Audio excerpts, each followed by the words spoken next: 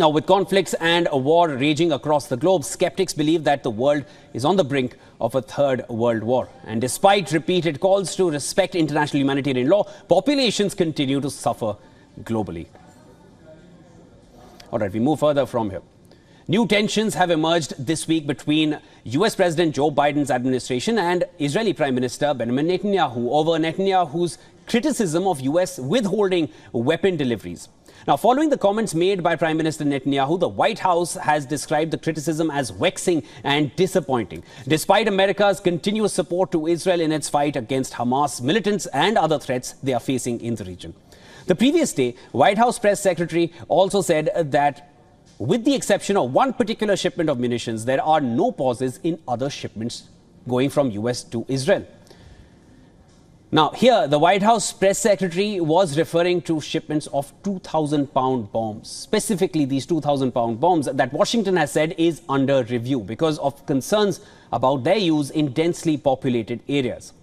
With tensions between the two allies increasing by the day, according to a US official, two top advisors to Israeli Prime Minister, Israel's National Security Advisor and Israel's Minister for Strategic Affairs, both of them will meet with White House National Security Advisor Jake Sullivan.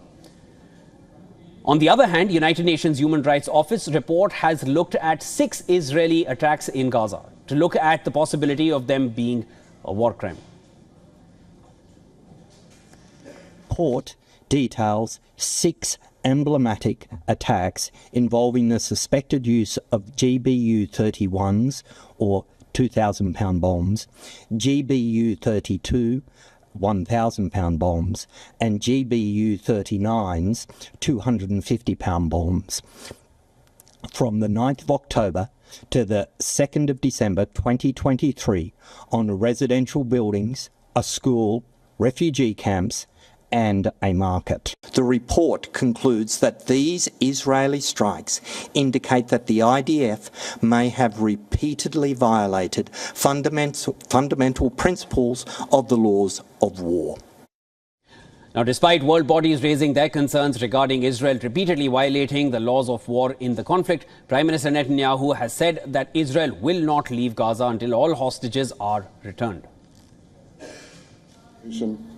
He will not leave the Gaza Strip until we return all our hostages, both the living and the dead. We are doing this mission and also many other missions, and for now it's better to be silent about it. In central and northern Gaza, several Israeli airstrikes have killed at least 14 people and wounded dozens of others, while tanks deepened their invasion into Rafah in the south of the Strip. In Khan Yunis, a school sheltering families was damaged as well after an Israeli airstrike hit a neighboring building. With clashes and Israeli strikes continuing across Gaza, the temporary US pier aimed at boosting aid shipments has been now reattached to the coast, and deliveries of humanitarian assistance have resumed to the war-ravaged Strip after the pier was temporarily removed due to poor sea conditions.